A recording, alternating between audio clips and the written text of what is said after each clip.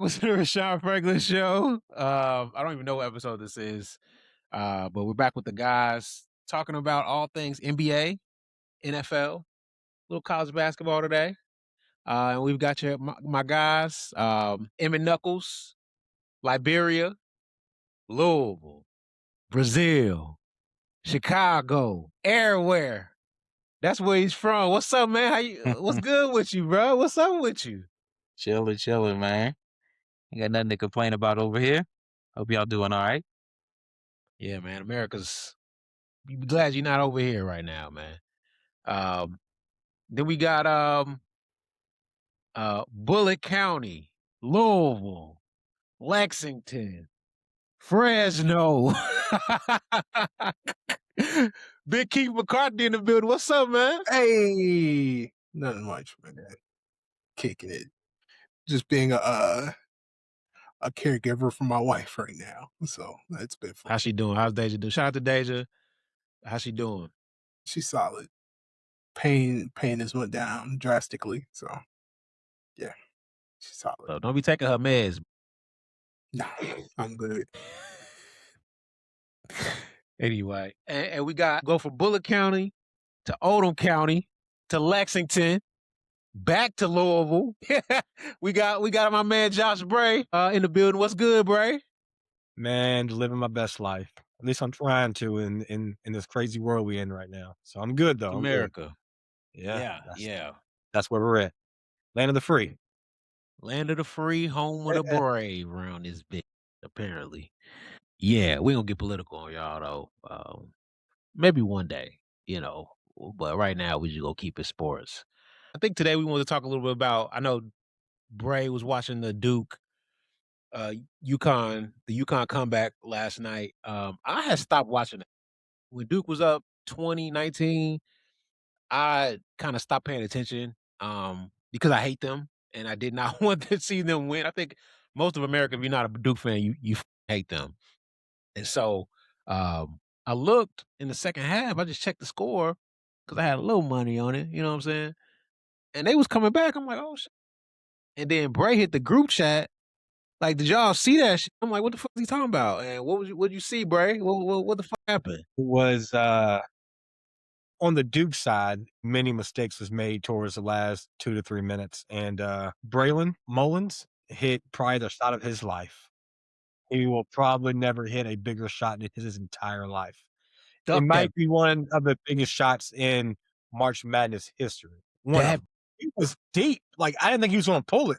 And on top of that, he was 0 for 4 from 3 the entire game. So he's had a bad night of shooting, big turnover at half court. He passed it. The ball came back to him. I think he took one dribble, like a 35-footer from the logo. Swish. No rim, net.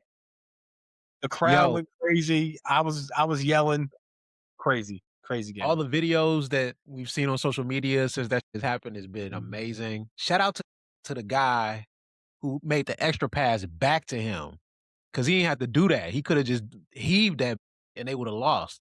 He had the wherewithal to get it back to Braylon, who stuck that, man. That was a hell of a shot. Crazy. Big time. Shout out to Indiana. I don't really f with y'all as a state, but y'all can hoop.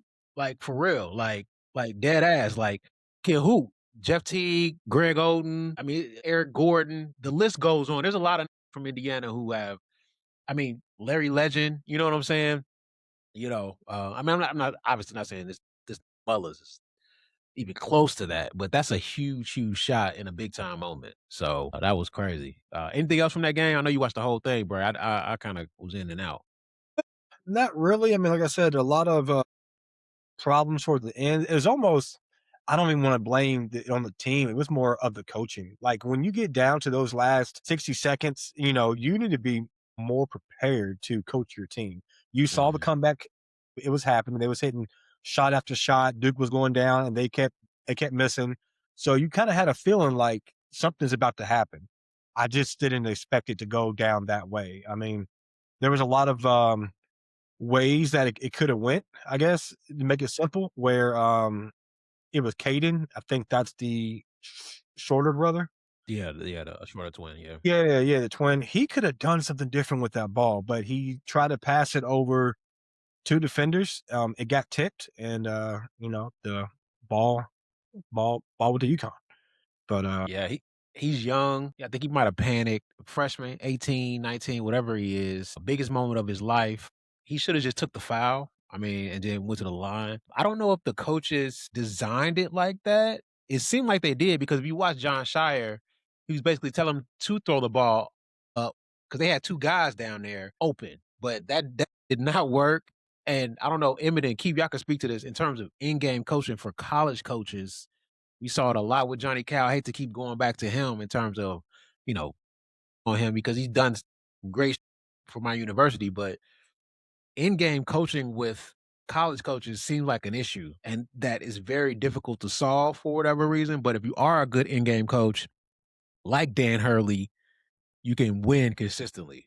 That's what it kind of looks like. I think the in-game strategy and just being able to navigate that separates you from an average coach to a great coach. I mean, Tom Izzo has it. Rick Pitino got it. For sure.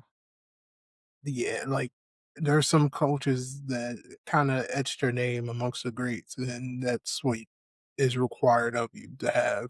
And yeah, some coaches don't have it. We witnessed that for a few years. Yeah. The ability to understand your roster, know the tendencies of your players, and make adjustments is just something that I don't know if they're like afraid to do it because these guys are so young and they don't want to put guys in positions that they haven't been all year, which makes sense. But sometimes you got to just know, hey, we got to kind of pivot here or we're going to lose. And a lot of the times Johnny didn't want to pivot because we would lose. It was when the 2015 team, he had the Twins, he didn't want to go away from them because of the 2014 run that we made and how integral they were in that run. He did not want to go to Devin and Tyler on the bench. He wanted to stay with the Twins, and that was a mistake, obviously. You want to jump in there? Yeah, not to kick Johnny Cal's Kicking back Johnny's in. man.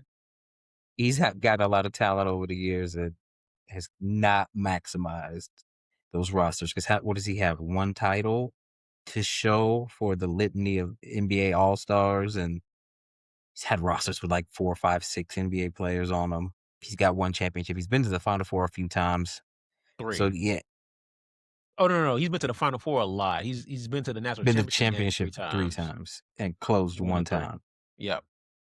Yeah, like you said, the knowing your personnel, making the tough decisions, and he wasn't really a tactician. A lot of the college guys aren't really like super great tacticians. Hurley is one of those guys that actually is. Izzo is pretty good on that tip too. Even Coach K wasn't like that tactically. He was like a great recruiter leader type of guy, kind of Yeah. similar in the Johnny Cal mold, but a better version of it. For sure. I would say he think was it's a a little system, bit better. He had a lot of principles to his system, so I think you kind of knew what to do at the end of the game within this system. And I want to kind of piggyback off what you said, Sean, as far as not being prepared for late game moments. Like, why aren't these players prepared? Why aren't you running scenarios during practice? I think that they are running scenarios. I think that these guys are just young. Period. I would agree. They're kids. The nerves. I mean, when you're at practice, it's practice. When you're in the game and there's tens of thousands of people that are watching you, you can't help it, but those nerves just get to you. Your muscles, they go away. Your legs feel weak. I mean, I know we've probably all been there in certain situations, but it is different. Like the first time I got into a high school basketball game, and it was like the crowd was like watching you. It's like a whole different thing you got to get used to. Like it's not like, it's not like you just hooping with your in the park no more. It's like this is real. It's like referees, and you know what I'm saying? So it's like a little different. It's Everything feels heavy. man, that's why who can like get past that. I mean, you kind of used to it when you get into NBA and shit like that. You play in front of so many crowds, but that shit is heavy, man. It's difficult to do. So John Shire, Chicago kid. I remember watching John.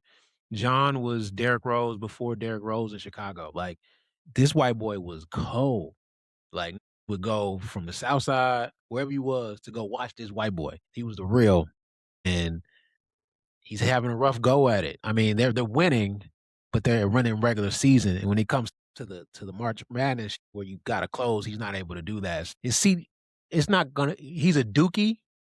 I don't believe his seat is getting warm. It might be getting a little warm, but you know, you gotta close one of these, dog, or it could get bad. So I'll say that. All right, let's move on to Patrick Beverly versus Dwayne Wade. More Chicago beef with Chicago guys. I don't know what's happening here. Pat Beverly just got his show back. And so I think to kick it off, he wanted to kick Dwayne Wade's back in and say that he was worse than James Harden. First of all, let's go around the room. Is James Harden better than D Wade? We'll start with Joshua Bray. No. Keith McCarthy. Better how? Is he a better player? Is he a better player? Period. What are you rolling your eyes for? Just answer the question. This is like... Okay, I'll answer the question. So, I think overall, Dwayne Wade has had a better career than James Harden. I think that James Harden is more skilled than Dwayne Wade. That's not the question, though. It wasn't the question. Who's a better player? I just answered it. No, you didn't. A politician. Man, just like one. Just yes or no. Don't, yes or no question, man. Yes or no. Better. Who's the better basketball player? No, is James Harden better than Dwayne Wade? Yes or no? Oh. All right, we'll move on. Who's better? Dwayne Wade's had a better career. He has rings, right? He's one of the top point guards ever. He may be number 4, number 5, but I think James Harden is more skilled. So, Jay, you think James is better? I think James Harden is more skilled. No, okay. I'll say this. Kobe Bryant is more skilled than Michael Jordan. He's not better than Michael Jordan. So is James Harden more skilled and better, or more skilled but not better? Well, Michael Jordan had a better career than Kobe, but Kobe's more skilled. Yes, but Michael Jordan is better. So, if you take away the championships, who's better? We'll move on. He don't want to answer. Emmett, he who's don't want better? to put it like with the White House. No, y'all are not accepting my answer. Because it's a You're non-answer. not giving one. We all gonna say definitively yes or no, bro. Yeah. Dwayne Wade is historically better. Yes, It took you 5 minutes to say that. Like, but I think James Harden is more skilled. That's fine. cool. Yeah, That is fine. I agree with your assessment. I believe in terms of, I know you want to say Harden is better, but you're kind of like hemming on about it. James Harden is more skilled, but no, he is not a better basketball player than Dwayne Wade. I don't believe so either. I think James is like criminally slept on, though. It's because of the playoffs. He flames out a lot. It's got to be because of the playoffs. But James, as a basketball player, man, God damn, he nice, man. He nice. He's not better than D Wade. Yes. I think Pat was doing that as some rage baiting. He played with James for a while. And Could be a little bit of that too. That's might be his guy. Yeah, he saw it up close. I mean, James, that 15, 16, 16, 17, 17, 18, James Harden, that's a bad man. He was a bad. And it's not that it's a knock to Harden. I don't want anybody to be listening to this. It's not a knock to Harden. I got you in my top 5. I just don't think you're better than Dwayne Wade. It's okay to be number 2 when it comes to them two, because it's not a knock whatsoever. And what the f is Pat Bev doing? Okay, listen, Pat, West Side, you know, Dwayne, South Side, suburbs, Robbins. I went to church in Robbins, you know what I'm saying? This Chicago business, man, what y'all doing? What's happening, guys? Don't do this. Don't do it. Yo, Pat, I know you're trying to get back on. I get it. Them NBA checks ain't flowing. I understand, bro. You ain't got to kick, not D-Wade. I don't know if they got some static No. over the years. I think it's whoever, when people be crossing their legs in podcasts, they just say things off the cuff sometimes. They just be wilding. Like you. So let's be Ding! we all be saying some wild stuff. Know that. But I don't know. I don't be attacking anyone most of the time. Besides Just Josh Allen. You be attacking And that. Caleb Josh Allen, Williams. You be attacking that. Double H, and the Cowboy fans. That's it. Well, But I don't be because disrespectful either, though. calling him Holiday Heart is pretty disrespectful. That's a gangsta It is a little ass, bit. like, It is a but little it's also gangster though. bit. No, it's Saying not, that bro. Josh Allen looked like, well, I don't know what your direct quote was, but the man cried because he let his Yeah, he teammates was down. He was on it for I crying. just said do it in the locker room. That's all I said. Whoa, That's all I word. And I said. believe you. I And agree, Josh agreed actually. with me. Josh who? Which one? Bray? Hey, the Okay. priest. I didn't call no names, but I I didn't agree call with him no you. names either. You If it kind was of me called in him a that bitch. situation, I would try to hold Indirectly. it back until I got to the locker room. Y'all just putting words in my mouth, man. I just said I just don't want my quarterback to be like that. Go cry in the locker room. I didn't even say you're crying. I acknowledge it is okay to cry. Just do it. There's a time and a place to do so. For sure. Now y'all trying to hold it over my head. That's foul. There's tons of people that cry, bro. Man. I ain't got no I problems currently with got my that, man. legs crossed. All right. Well, from that talk, Dwayne Wade versus James Harden, we decided to do our top 5 shooting guards of all time. I'll go first. Okay. Number 5. This guy, when I think of the second half of the Bulls dynasty, I would consider him the number 1 villain, even though they went against Seattle and Utah in the finals in those 3 title runs. Reggie Miller was the number 1 villain in Chicago as the Bulls made that run. You know, he almost took the Pacers were close that last year. In the last dance, they almost got him. 3 All-NBA selections, 5 All-Stars, gold medal, 26 in scoring. One of the best shooters ever. Reggie Miller is my number 5. My number 4 is James Harden, aforementioned MVP, 6 All-NBA first-team selections, 6 Man of the Year. He's done it in every aspect of the game. He's probably going to end up top 6, 5 in scoring. I think he's top 10, 11 right now. 13th in assists. He hits the boards too. Hall of Famer. And I think he is legitimately slept on. Definitely one of the best 5 shooting guards of all time. My number 3 is Dwayne Wade, aforementioned. Just the truth. 3 NBA titles, 1 Finals MVP, 2006, 2012, 2013. Scoring, just an incredible college career, NBA career, and one of the best shooting guards of all time. He's just, flashes that man. 2, I got Bean. 5 NBA titles, 2 Finals MVPs. I mean, he's Kobe Bryant, man. There's what more can I say about his impact on the game? How we view him, all time, and a rest in peace to Bean for sure. But at number 1, we got the Black Cat, Michael Jeffrey Jordan. 5 MVPs, 6 titles, 6 Finals MVPs, 10 All NBA first team selections, Defensive Player of the Year, 9 all defensive first team selections. Best player of all time, Michael Jeffrey Jordan. Go ahead, fellas. Who's next? Let's go with Bray. All right. I'm just gonna start 1 through 5, make it simple and quick. I got Mike. Mike at number 1. Kind of what Sean just said. 6-0 in the finals. Great defensive player, great offensive player. He just seemed unstoppable. I mean, when people would fear him and basically call him Jesus because he would just walk on water. So I got Mike at 1. I got Kobe. He was the guy that was right behind Mike. I mean, Kobe would chase him. You could see it in his game, the footwork, how he approach the game, even to the mindset, I would argue that Kobe had his mindset to be great was even stronger than Mike's, but that's debatable. But I got Kobe at 2. 3, I got Dwayne Wade. Seemed like anytime you need a bucket, that guy would go and he would get you one. How many rings does he have? 2? 3? 3.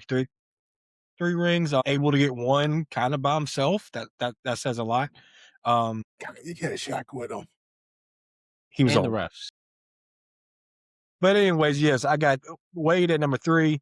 I'm putting AI as my number 4, able to drag that team into the finals, able to get a game off of the Lakers that Kobe and Shaq. Just a great player, someone to really watch. I mean, he seemed at times he was just unstoppable. And then 5, I'm finishing up with James Harden. James Harden, he kind of, in a way, changed the game of ball with how he would get to the cup. I mean, you would see him live at the free throw line. I'm not a big fan of it, but he used that to his advantage, and it worked.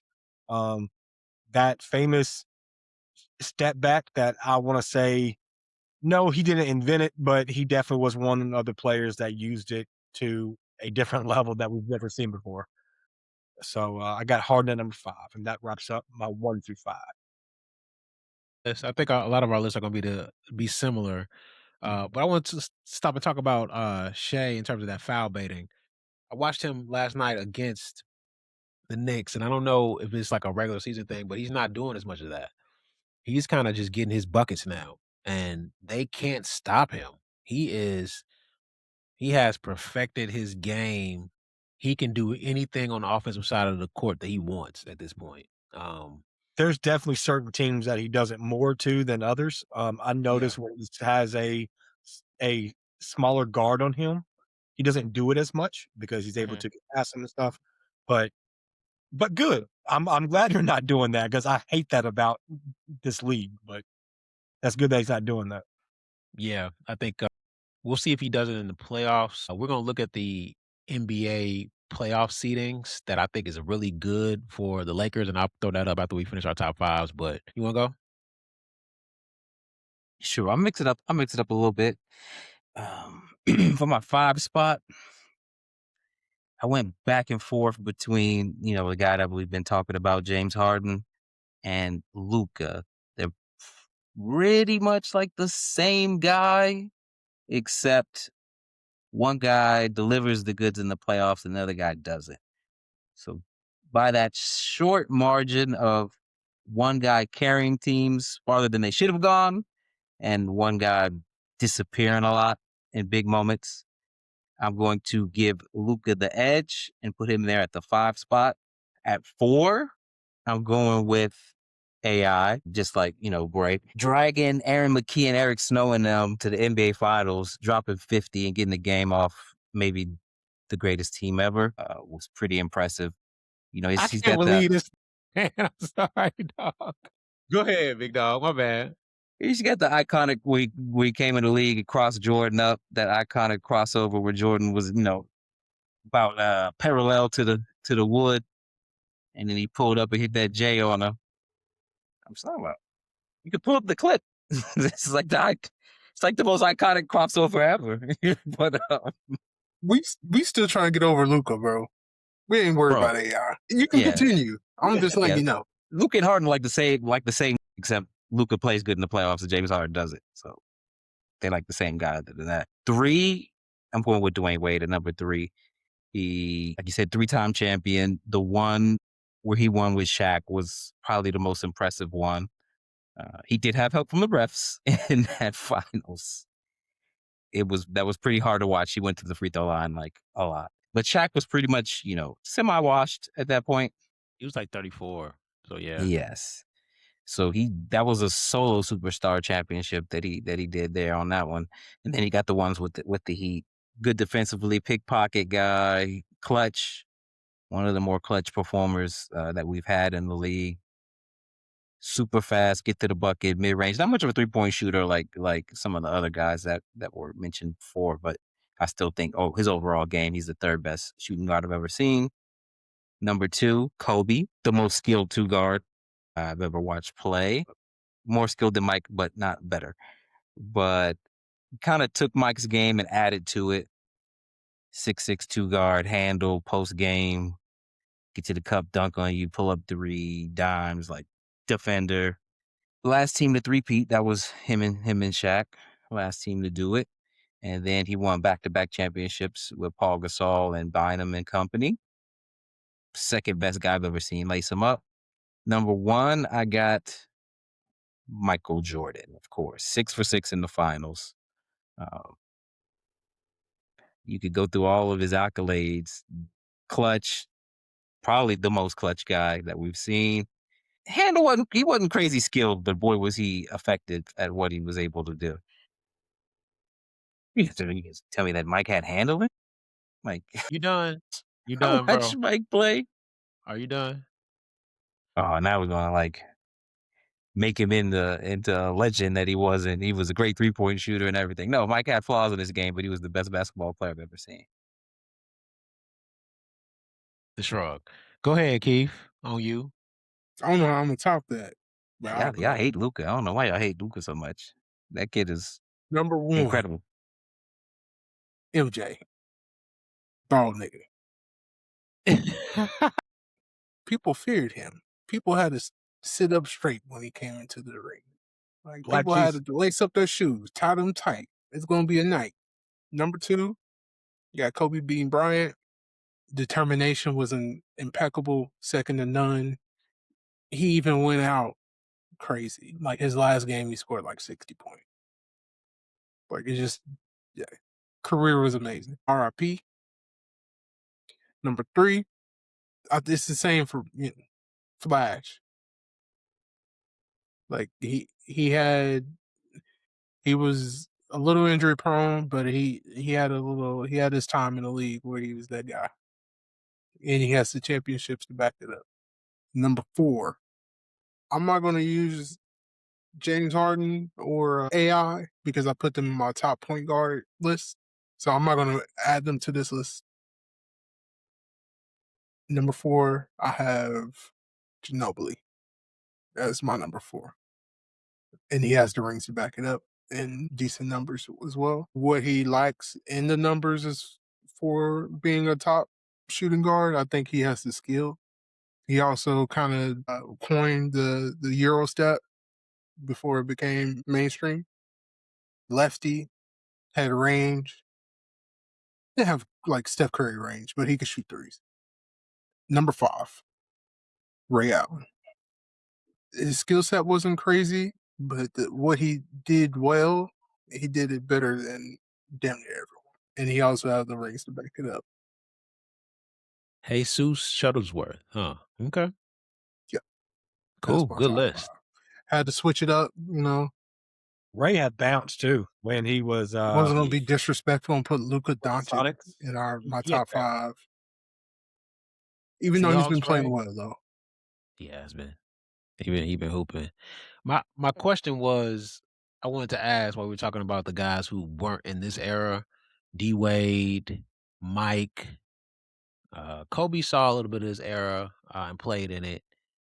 But in terms of them being able to transition their games to 3-point shooters to match this era, which of these guys do we think would have had the best shot at doing that more seamlessly? Out of our top 3? Let's talk about him specifically. Do you think he could have transitioned his game to a 3-point shooter to match this era? That's the question.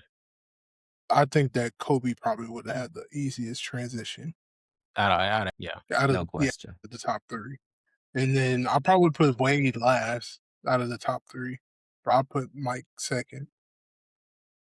D Wade Gotcha. 3.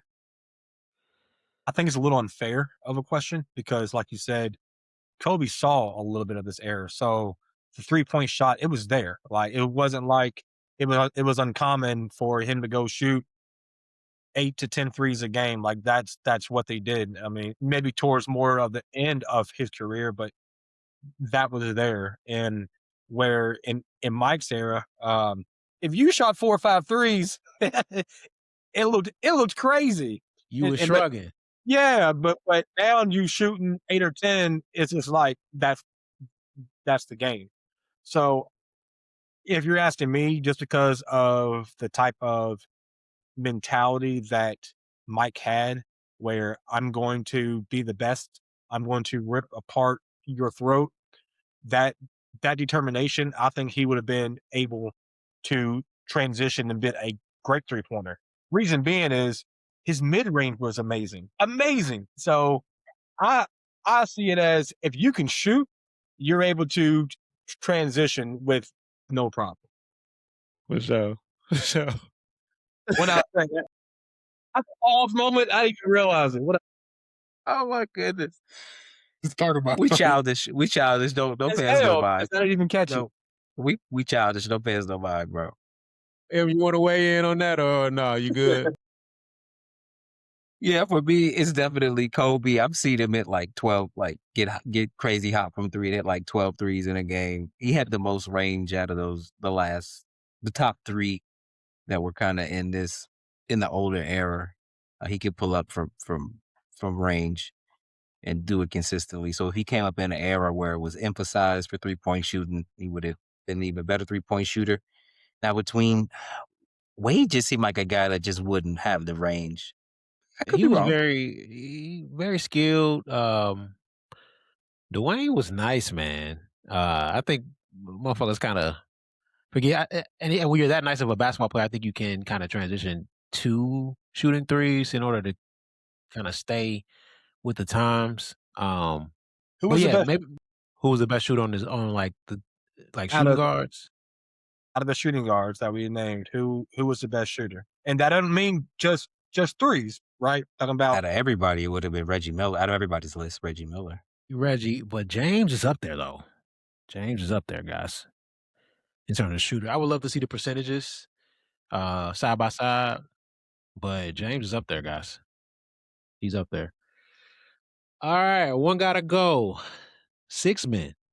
Let's talk about it. Manu Ginobili, 4-time NBA champion, 2-time All-Star, made Keith's list for top shooting guards of all time.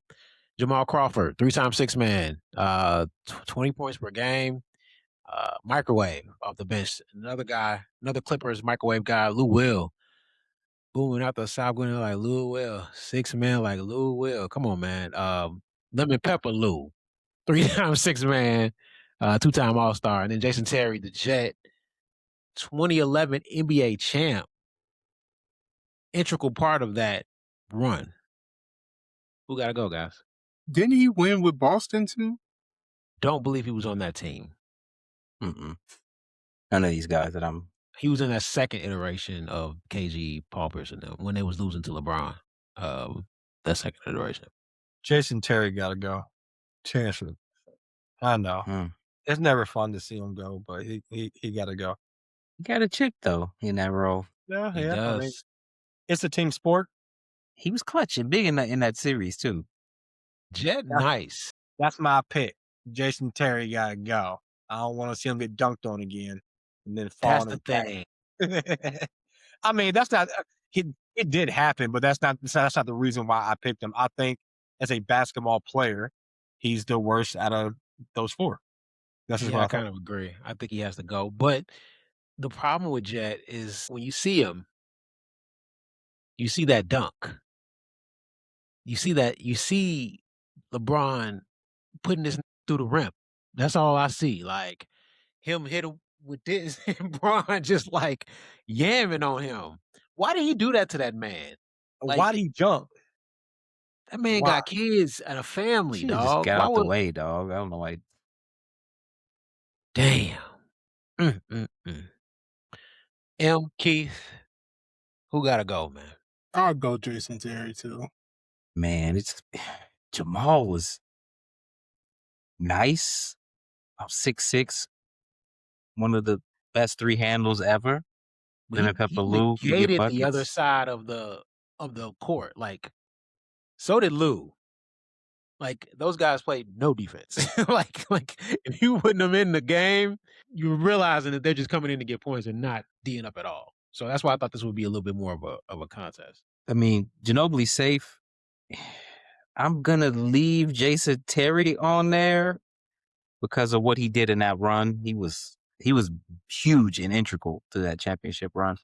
So I'm gonna leave him on there. He's the only other guy that's a champion besides Manu.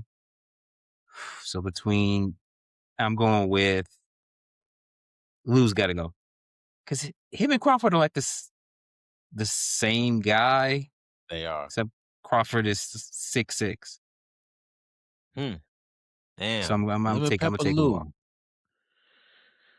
Yeah, I'm gonna change my answer because of the defensive side of the ball. I'm gonna change my answer to Jamal Crawford. I think that he has to go out of this. I'm gonna keep everybody else. Okay. Kind of wanted to look at the playoff scenarios. Kind of shaping up to be these matchups are what it's kind of looking like. It's probably going to be either Minnesota and Houston are going to do some jockeying, but it seems to be this type of in the West. I'm more concerned about the West than the East right now. And I think with this matchup, it sets the Lakers up for a pretty good kind of run. You got the flailing Houston Rockets, and then you got a young Spurs team. So, what do you guys think?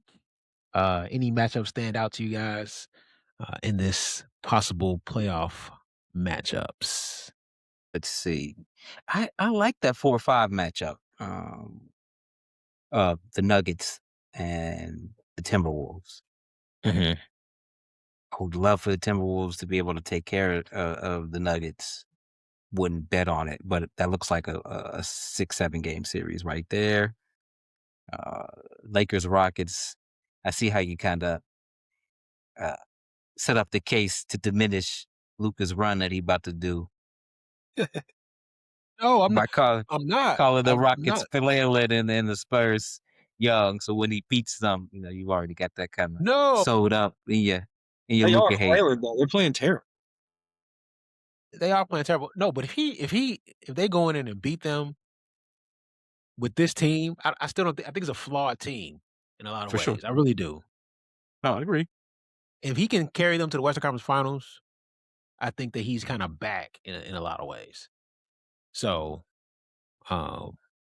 yeah, no, I'm not trying to shit on him. No, not at all. Okay. But I mean, I don't think it matters who is the 7 or the 8 seed there in the West. Does not. They're Y'all food give for both of Kawhi us. any shot to kind of go in and go crazy against the Spurs and knock them off in the 7, something like that? Yeah, me neither. He doesn't have enough help, but he's really good though. That's about it. He doesn't have enough help. I mean, you got Darius Garland and then John what's his name? Collins? John Collins. Yeah, that's not enough. It's not even Not close even to enough. close. Yeah. Whoever gets these 7 to 8 seeds they probably gonna get swept. I think the Suns have a better chance of maybe taking a game or 2 away from the Spurs, but probably not. I think they gonna get their asses whooped. But they play hard though. They do play hard. So I watched OKC against the Knicks last night, which I think is possible to be the finals. And OKC just toyed with them. It was like, the Knicks were giving their best effort. Towns looked dominant in stretches. They couldn't do nothing with him, and they still lost by 10. It just did not look great. If they stay healthy, this thing is over with. You can forget about it. It's pretty much done. So Yeah, I agree. And to add on to about the Knicks in the game last night, Towns had 9 shots last night. you have to get your second best player way more shots than 9 shots. And like you said, I think he did play well. He was like 5 for 9 or something like that. So he shot the ball well, played some pretty good defense. But you gotta get him more shots than 9, especially if you expect to beat OKC. Yeah. I need more from the wings, from Michael and OG, if they do match up with OKC. One of them has to come out and be like an actual scorer for them to have a shot. If Yeah. not, you can forget about this. Mikal has really flopped to what they expected him to be. All those first round picks that they gave up for him and whatnot. I forgot how many it was, but it was a lot. 4 or 5. I can't Yeah, remember. it was something like that. But he came in and he is not doing what they expected him to do. Even on the defensive end, he's not playing he's not doing what he was doing. So it's been a nightmare for them in that spot. I know if they could take that trade back, they sure in the At would. a heartbeat. Never was a big Bridges guy. I think that they were thinking that these guys were winners together and they could win in the NBA, but it doesn't work like that. I'm not as high on the Knicks. I think somebody's gonna get him. But the East, I want to say Boston. But I can see Boston getting them. Boston's playing Me really too. good. I can see Boston playing, and it looks like Tatum is back. It looks like he's healthy. I mean, I've seen some dunks. I've seen him be quick off the dribble. I mean, it looks like that Achilles is not bothering him at all, which I'm kind of shocked by. But he's playing really well. So with him and Brown and the rest of the cast, I see them coming out the East. You went on record before in this podcast saying that the Knicks were going to beat I know. them, but I was So- expecting Cat to do something and turn around the season. You can go out and score 60 points, but you struggle to average 15 over the past 15, 20 games. I mean, I don't know. I guess my expectations were so high for Cat, and then the cast around him with Hart and Bridges, I was expecting more. And now with Tatum healthy and Brown healthy, I think they're going to get him. I do. yeah, I think that they could get out. I want to see the Pistons back at full strength once Cade gets back. I would like to see them. The thing about the Celtics is that they look good. I think Tatum looks good. I think Brown looks MVP worthy. The cast around them now is way worse than it was when they won a chip. I'm cool. they cast. I just don't think it's strong enough. Even if they were to make it out, this is done. This is back-to-back MVPs, back-to-back titles. We can kind of pack this up. I think the other games are going to be interesting. Like I want to see Ant versus Jokic. for sure. I want to see Luka versus whoever, KD. I want to see what Wemby does. This is his first time with like a squad in the play. I want to see what happens. The Spurs have a winning record against OKC, so that's going to be interesting.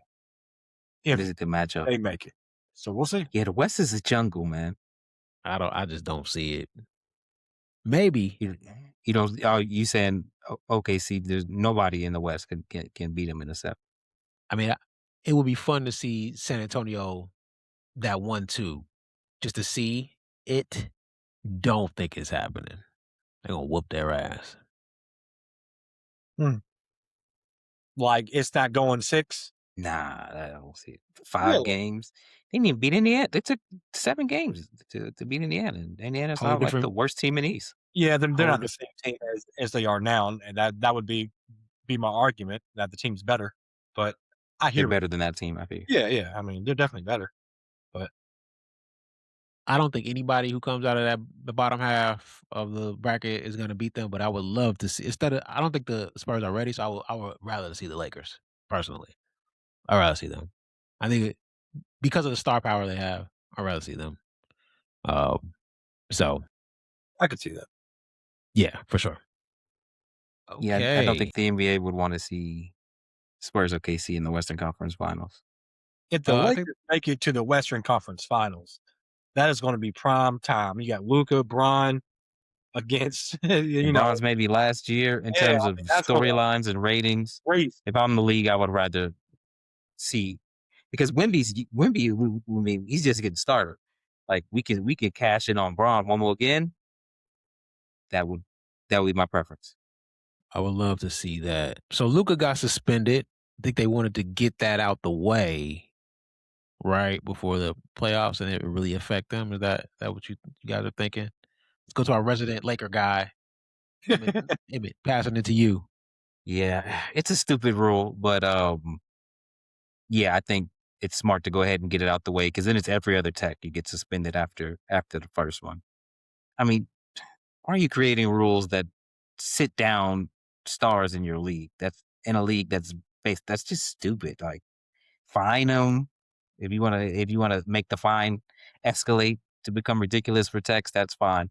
But removing superstars from your games is not a good business model. I do wish Luka would stop complaining, but I mean, it's not going to happen.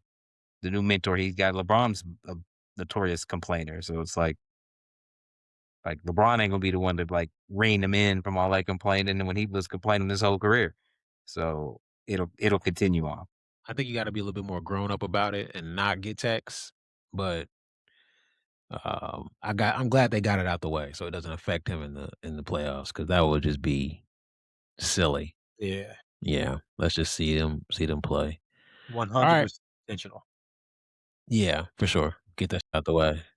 Got another one got to go. Wanted to go with like the 2010 era running backs. A lot of these guys had great peaks. We got Shady McCoy, Marshawn Lynch, Arian Foster, and Todd Gurley. On this one gotta go.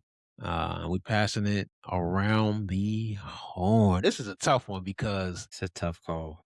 everybody's peak here was best running back in the league's peak. I think every one of these guys had that title at one point in the 2010s. So I'm gonna toss it over to Keith McCarthy first to make the first distinction here. This is tough. Yes, I'm glad I got one that like kind of like stumped y'all a little bit. I'm gonna go with Todd Gurley. The two on the right were injury prone. I was gonna go, but I think Arian Foster kind of just retired because he wanted to more than he couldn't play anymore. I'm going Todd Gurley. Okay. Like him as a player, yeah, but I have to choose one. One got to go. So Yeah. Yeah. Todd was a monster though on that turf before they moved He was to nice. LA. Ooh, boy, he was feared for a couple years. Emmett? Oof, it is a tough one. Marshawn is for sure safe. To me, he was incredible. The lifeline on all them Seattle teams.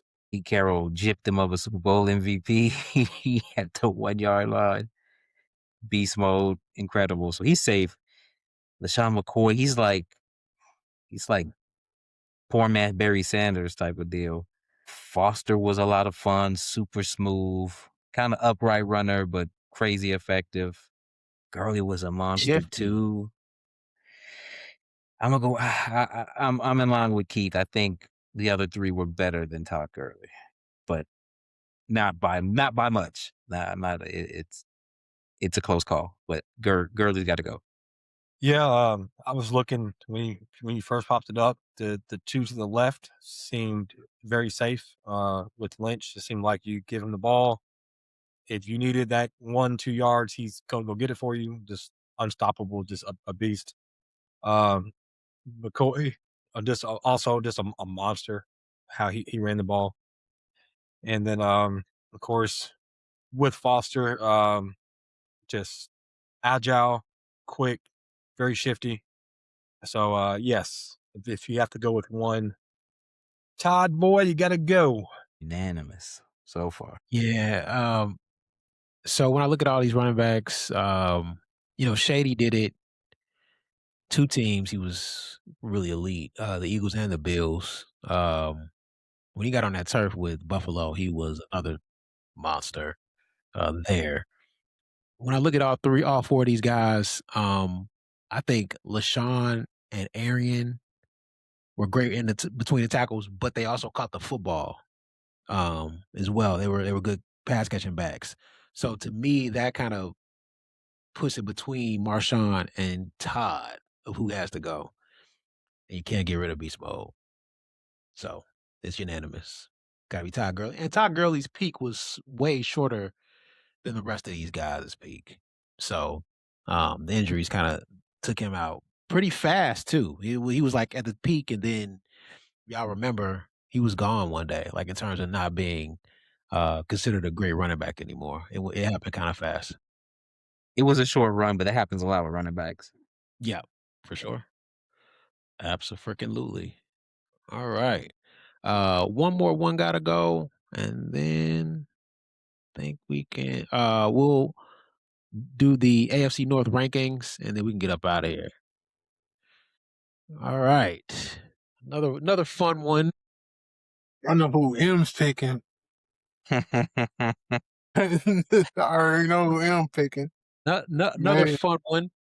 We got one gotta go Hall of Fame, probably coaches. I think they're Hall of Fame coaches. I would guess they're Hall of Fame coaches. I'm not sure. We got Bill Belichick, Andy Reid, Sean McVay, Mike Tomlin.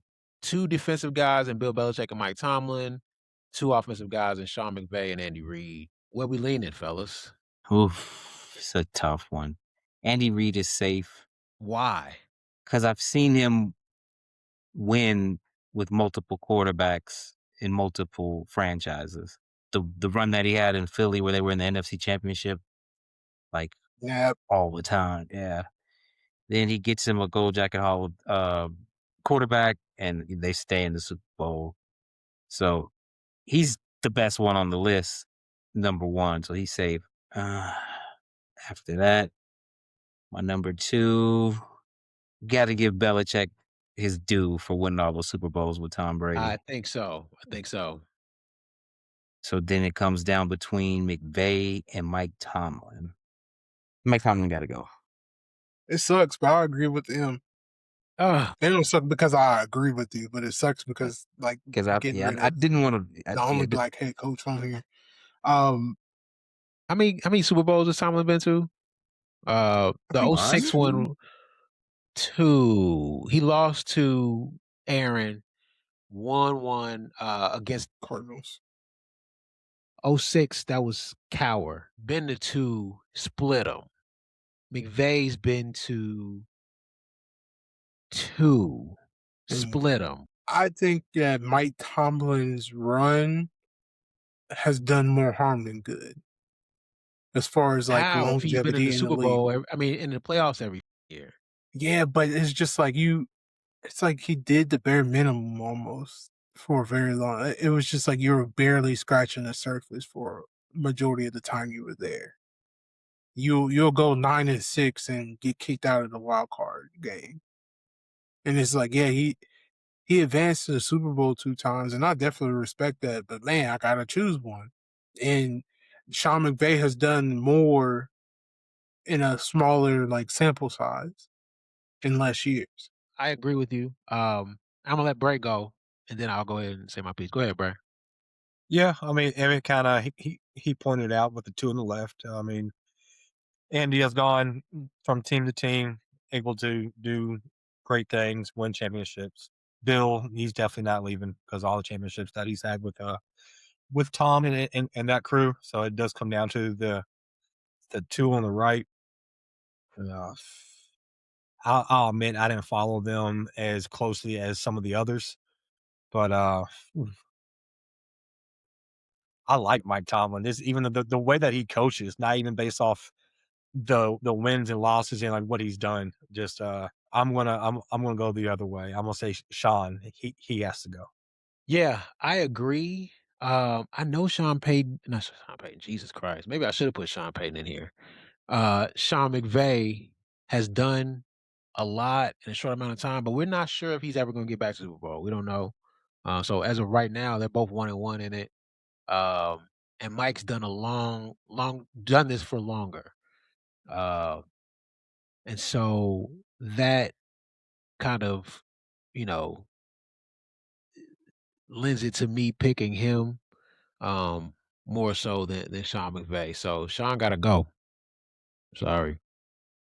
So if Sean McVay got fired at next cycle, they're both available. Who do you think is the number one coaching candidate? It's not the question. It's not the question. Sean McVay is like our age. Of course, he gonna be. He gonna get calls before Mike Tomlin. So, but yeah. I mean, Sean. He's a great play caller. He's arguably the best coach in the NFL right now. So, yeah, He's got a claim. for sure. All right. One more, and then we're gonna get us out of here. I think we want to rank AFC North quarterbacks real fast. I know we got 2 resident Ravens fans in here. I will let Keith go first to rank these guys. We got Shedeur Sanders with the Browns. We got, and I don't even know who we got with the Steelers. That's what I was about to ask. Either way, I mean, the top 2, it doesn't matter. We're going to assume it's Aaron Rodgers. We're gonna assume it's Aaron because of Mike McCarthy. That's what we're gonna do. 3, we got Joe Burrow. 4, we got Lamar Jackson.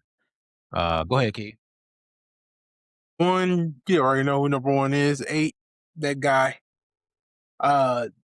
2, my second favorite quarterback in the league is Joe Burrow. Number 3, Shedeur. 4, Aaron Rodgers. That's what you're thinking too, Josh and M? No, my list is different. Mine is 2. I'm gonna go with mine first. My number 1 is Joe Burrow. I don't care. I like guys that play from the pocket. Lamar disappointed me too much. As I'm picking them to go to the Super Bowl, I'm not sure that they'll ever have a better team than they had in that 2022 season, 2023 season. So I don't know if they're ever gonna get back or even get close to the Super Bowl, sniff it again. So I prefer Joe Burrow, and so he's my number 1. Number 2 is Lamar. My number 3 is definitely Shedeur, and then I think Aaron is way past his prime. And he'll be the worst quarterback in the league. I mean, in the division for sure. M. So for number 1, I got it like you. I got Joe Burrow, the only one in the division. Well, Aaron Rodgers has been in the Super Bowl, forever ago, but in recent history, the only guy that's been in the Super Bowl, Joe Burrow. I too prefer guys that really get it done from the pocket. I'd rather my playmakers be like my receivers and tight ends and running backs. And then I would like him to be able to move a little bit. Joe's not able to move, but he's elite from the pocket. So I'll give him a pass on not being mobile. Number 2, Lamar. He's incredible running the ball. He's improved as a passer. I think he's the clear-cut number 2 guy in that division. And then 3, I would go Aaron Rodgers over Shedeur Sanders at that 3 spot. I got to watch him play a little bit last year. He's not what he used to be, but he's a better thrower of the football than Shedeur, better quarterback than he was last year. 4, I'll go with Sanders. They might even go with a rookie. I'm not sure, but Sanders will be 4 for now. Well, the owner said today something, or this week, whenever, there's something to the effect of Deshaun might get a shot at some point here. He's always been Shedeur for whatever reason. I believe the head coach is going to play Shedeur, but I think the leash is shorter than we think. So, and I would say that Lamar is really good from the pocket. I think that Joe is just better, but Lamar is elite as a pocket passer. He has come a long way. Bray? Yeah. I got Lamar at 1 and Joe at 2. Behind that reasoning, yes, y'all are right. Joe's a better passer from the pocket, but he can't move. And with Lamar being maybe elite's the wrong word, but a very good passer from the pocket, as well as the best running back in the league, and a 2-time MVP. I got to give it to him at the number 1 spot, and then Joe at number 2. And then I agree with Emmett with Rodgers being at 3. He is past his prime, obviously, but a better passer than Shador. And I haven't seen enough from Shador. So I got Lamar 1, Joe at 2, Rodgers 3, and Shador at 4. Good list. Good list. All right. I think that's all I got, fellas. Anything else we want to talk about before we get up out of here? Lamar's behind Aaron Rodgers for the second highest passer rating of all time for a season. I don't understand how he's not a lead. Like that's just mainstream narrative like rhetoric and like the type of yards. And I respect that Joe Burrow is people saying he's a better quarterback. That's cool. But to sit here and what he's done in his career with like not the weapons that Joe Burrow has, we have to put that in consideration. That's it. Yeah. They've I'm gotten not him going to some sit here and say weapons. it's blasphemy, but it's just like, put some respect on my guy's name, just a little bit. Sprinkle it on top. They both franchise quarterbacks for sure. And like I said, he's gotten better since he's gotten into the league as a passer. For sure. I don't know if I would consider him an elite pocket passer. We'll see as his athleticism starts to decline if he still remains that efficient and effective passer, because I think a lot of it comes from defenses gearing up to stop him as a runner, so that opens up more things versus Joe Burrow, where you're not gearing up to stop him getting Like, out of the he's pocket, not going to run. I feel it. and he's I'm still very dicing you up. hopeful for putting a modern offense around just younger people around Lamar, younger staff. I'm very hopeful. Should they over-index on the offense and just kind of like give him everything and see what happens? They might have to do that eventually. Like just over-index on spinning on the offensive side of the football, so he's just like he becomes like an ultimate quarterback. Like he's using every piece of his powers to like play offense and just pray. You know what I'm saying? Like I don't think we should like overspend on skill players. Now, I understand if we overspend on the offensive line. We made some critical mistakes roster wise. A lot of the narrative, like with Baltimore fans, is like, oh, we need a number 2 receiver. We need a possession receiver. Even though this guy wasn't technically a receiver, we had that in Isaiah Likely. We let him walk out the building. Like, how if we didn't resign this guy? Like, I still He think can we play should too. allocate a lot of our resources to the defense. I think he signed for 4 years, $40 million. Like, we could have paid him that. it's a lot. It's a lot of money to tie up in the tight end position. I feel where you're coming from. We can also draft tight ends too. So no, I don't think we should just over allocate on the offensive side of the ball unless it's on the offensive line. Yeah. We The only have reason Derrick Henry. Yeah. I guess y'all got some guys. I mean, Yeah, I like Flowers. You guys, yeah. I like Got that tight too. end. I liked Likely, but the other guy, how old is Andrews? He's got to Andrews. I be. think he's turning 30. Yeah, he's Okay. probably about 30, 31, something like He that. should have 1 or 2 more left. Yeah. Yeah, for Yeah, sure. Absolutely. That but drop, he I think, dropped. kind of He him up. just Yeah. man. Yeah, that's a hard one to bounce back from. So, here are the Super Bowl winning odds for next year. Interesting to me, some of these odds. I did not expect us to be so low. Where y'all That's at? At the bottom? at the bottom. Jeez. 25, Okay, Names cut off. 25 to 1. So to me, that says that the Bears, they don't believe in the signings on defense, and they don't think the defense is going to get better. Period. Losing DJ Moore is going to hurt us unless we replace him with someone, and they haven't done that. So as of right now, I think we're a little bit better defensively, but we're worse offensively. And I think that Vegas kind of sees that and are grading us as such. This is 25-1. I think we're better than some of these teams ahead of us Yeah, last Dallas is year. wild. And look at us. So they think we're gonna have a not great season. I don't You think know, Green the Bay's going to be very playoffs. good either, and they're pretty high on that list. Some of these teams are overhyped though. Like I honestly think Baltimore and Buffalo are over. Like they're kind of Broncos, overplaying yeah. their hand with these odds just a little bit. Broncos And the defense Chargers. Why are the is weird. Chargers this high? Like the Broncos should have another top 3, top 5 defense again. Got Sean Payton on the O. I get why you would have them in a respect. They're not in the top 5 odds, but they're still ranking. The Chargers might be a little high. They're way too high. Kansas City, we don't even know Like, what. That's pretty wild What too. Adams gonna look like. Yeah. I think New England's too high. Where's New England? I think they're. They should be lower. They lost the Super Bowl. You almost never you like cooked when you lose the Super Bowl the next year, historically speaking.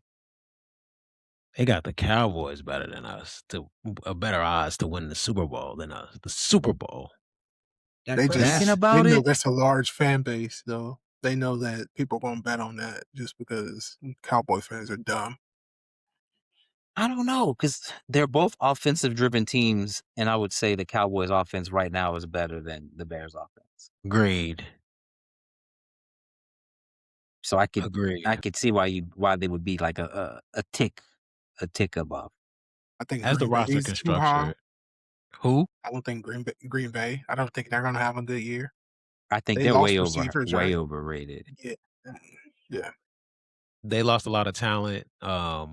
I really believe in Jordan Love.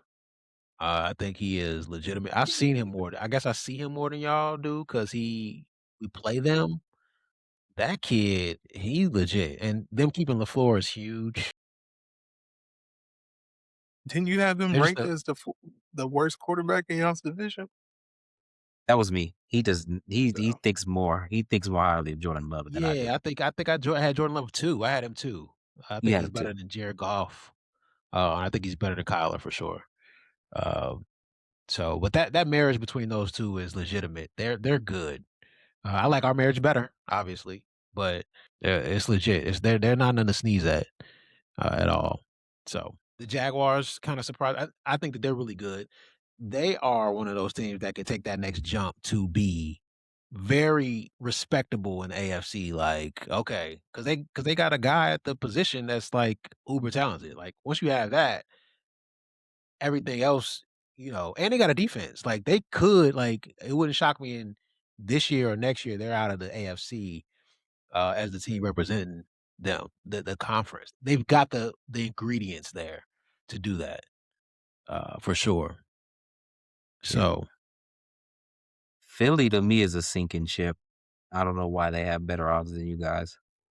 To me, when nobody wanted to take that OC job, that means the coaches. he's cooked. Yeah, the coaches don't think they think that guy's gonna get fired. That's what is the word in the coaching circles. If not, like none of the top OCs even wanted to sniff that job, Yeah. then you had to hire somebody that never called plays before. That means people see the writing on the wall there. So I don't know why their odds are that high. 16-1 for Houston? your Niners. I mean, I get it. We got Kyle. We got a talented roster. Can we stay healthy is always the question. If we can, we can make noise. But the travel for me is what makes it.